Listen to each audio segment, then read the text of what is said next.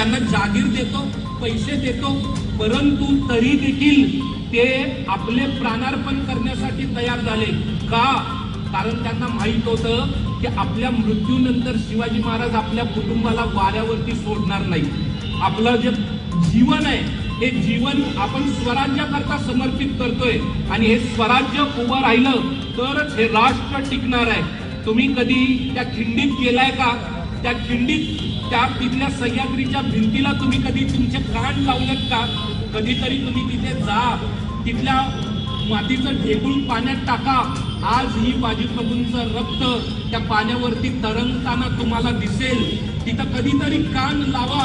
मावळ्यांच्या तोंडून जी हर हर महादेवची रणगर्जना बाहेर पडली ती तुम्हाला ऐकायला येईल. आणि स्वामीनिष्ठा, राष्ट्रनिष्ठा कशी असावी याचं जे त्यांनी ज्वलंत उदाहरण आपल्या समोर घालून दिलं, असं राष्ट्रार्पण करण्याची, आपल्या राष्ट्रावरती प्रेम करण्याची आणि आपल्या राष्ट्राला उज्ज्वल बनविण्याची प्रेरणा तुम्हाला मिळेल.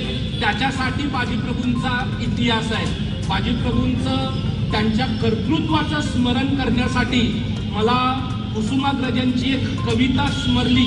मी विचार करत होतो की आपण भूषणाचे छंद म्हणावेत की काही वेगळं काहीतरी सांगावं, पण मी भूषणाचे 4 छंद म्हणेनच, पण कुसुमाग्रजांची मी कविता म्हणतो. ती कविता निराळ्या कारणासाठी लिहिलेली होती, परंतु ती बाजीप्रभूंच्या कार्याचं उचित स्मरण आहे म्हणून मी ती कविता म्हणतो. ती कविता लिहिलेली जेव्हा भारताचं आणि चीनचं युद्ध पेटलं आणि हिमालयाच्या सहाय्याकरिता जेव्हा सह्याद्री धावून गेला त्याचं स्मरण म्हणून ती कविता लिहिलेली होती. त्या कार्याचं कौतुक म्हणून ती कविता लिहिलेली होती. बाजीप्रभूंच्या कार्याचं कौतुक म्हणून मी कुसुमाग्रजांचे 4 शब्द मी तुमच्या समोर ठेवतो. सह्याद्रीतील वनराजानो या कोहरातून आज पुढे रक्त हवे जर स्वतंत्रतेला रक्ताचे पडतील सडे. एक हिमालय राखा यास्तव करू हिमालय लक्ष खडे. समरपुराचे वार करी हो समर देवता बोलविते. रक्त आपुल्या प्रिय आईचे शुभ्र हिमावर ओघळते. पुढच्या 4 ओळी पहा.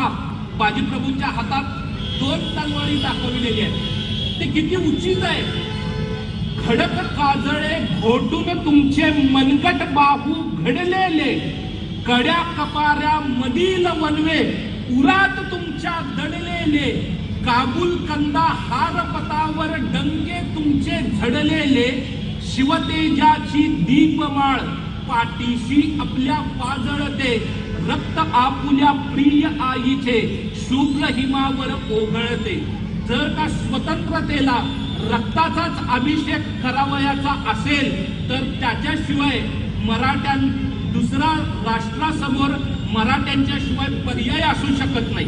मगाशी हे सगळे लोक जेव्हा ढोल वाजवत होते माझ्या मनात सहज एक प्रश्न आला की या लोकांच्या हातात, या सगळ्या तरुण आणि तरुणींच्या हातात शस्त्र दिलं तर हे लोक काय करतील. आणि जी रिझर्व्ह फोर्स असेल ती ही शिवाजी महाराजांची रिझर्व्ह फोर्स असेल जी राष्ट्राच्या रक्षणाकरता कायम उभी असेल. भूषणाचे 2च छंद म्हणतो. म्हणजे त्या घोडखिंडीमध्ये जी लढाई झाली ते जे सैन्य आहे शिवाजी महाराजांचं बाजीप्रभूंच्या नेतृत्वात लढणारं ते सैन्य कसं आहे आपल्याला त्या भूषणाच्या त्या 2 छंदांमधून आपल्याला ध्यानात येतं. बघा काय म्हणायला जमतंय काय. साजी चतुरंग सैन्य अंग में उमंगधारी सरजा शिवाजी जंग जीतन चलत है. भूषण बनद नाद बिहद नगारन के नदी नद मद के रन के रलत है. आयला पहिला खायला पहिला खलका में गैला गैला गजन की ठायला पहले सैला उसलत है. तारासो तारानी दूरी धारा में लगत जिमी थारा पर पारा पारा वारा यो हलत है. वारा यो हलत है. बघा काय म्हणायला जमतंय काय. हे शिवाजी महाराजांच्या सैन्याचं वर्णन आहे. शिवाजी महाराजांचं सैन्य जेव्हा संचलन करायला लागतं तेव्हा वारा सुटतो सोसाट्याचा आणि झाडं करकर वाजत इकडं तिकडं डोलायला लागतात. एखाद्या थाळीत पारा ठेवावा आणि ती थाळी जशी हलावी तशी एकदा पारा इकडे जावा तसा इकडे जावा तशी पृथ्वी दोलायमान होऊन जाते की एकदा पृथ्वी इकडं झुकते एकदा इकडं झुकते अशी पृथ्वीची अवस्था होऊन जाते. त्यांनी पन्हाळ्याचं वर्णन केलेलं आहे भूषणाने. त्याचा दुसरा एक छंद असा आहे आणि एकच म्हणतो उशीर होतोय मी थांबतो. माझं सारखं घड्याळाकडे लक्ष मी परत कधीतरी येईल करतो. त्यांच्या स्मृतिदिनी तुम्हा सर्वांच्या साक्षीनं सांगतो की भूषणाचे तुमच्यापैकी कोणीही वयोगटाची मर्यादा नाही. तो जर का 25 छंद पाठ करेल तर माझ्याकडून त्याला 5,000 रुपयांचं बक्षीस दिलं जाईल. आणि याला 2 साक्षीदार, एक माझे मित्र सचिन जागीरदार आणि दुसरं बागलकोटे सर, हे मुख्य साक्षीदार आहेत. आणि बाकी तुम्ही सगळे आहातच. एक छंद म्हणतो, बघा किती कठीण आहे, मात्र प्रयत्नांची पराकाष्ठा केल्याने सर्व काही शक्य होतं. बाजीप्रभूंच्या कडून काय शिकायचंय? हेच शिकायचंय.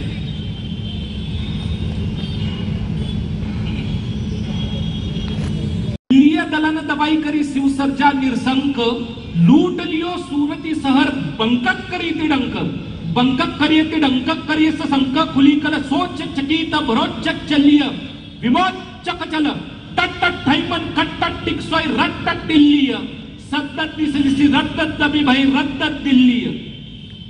बघा काय म्हणायला जमतंय का? नाही जमणार. पान, तंबाखू, मावा आणि गुटखा खाऊन असलं काही म्हणता येत नाही.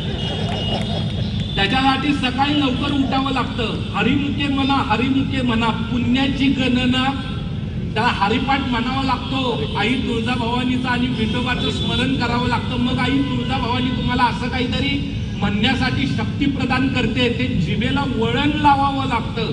त्याचा अर्थ असा आहे, एका हाताने दिल्ली दाबून धरली औरंगजेबाची, सिंग फुंकली, ढोल बडविले, खुल्ला आव्हान दिलं औरंगजेबाला की येतोय सुरतेवरती, तुमच्या धैर्य असेल तर आडवे या. आणि जेव्हा शिवाजी महाराज सुरतेला जाऊन पोचले तेव्हा सगळे मुघल अश्रुपात करत रडत बडोचला पळून गेले. आणि आपल्या पराभवाच्या जेव्हा बातम्या दिल्लीला औरंगजेबाच्या कानावरती जाऊन पडल्या तेव्हा शिवाजी महाराजांच्या समोर त्यांच्या अनुयायी मावळे म्हणजे मराठ्यांच्या समोर, म्हणजे तुम्हा सर्वांचे वंशज म्हणजे आपणा सर्वांच्या समोर औरंगजेबाची दिल्ली बर्बाद झालेली, रद्द झालेली असा त्याचा अर्थ आहे. जो भाव भूषणाच्या मनात आहे, जो भाव तुम्हा सर्वांच्या मनात आहे, तोच भाव माझ्याही मनात आहे. धन्यवाद.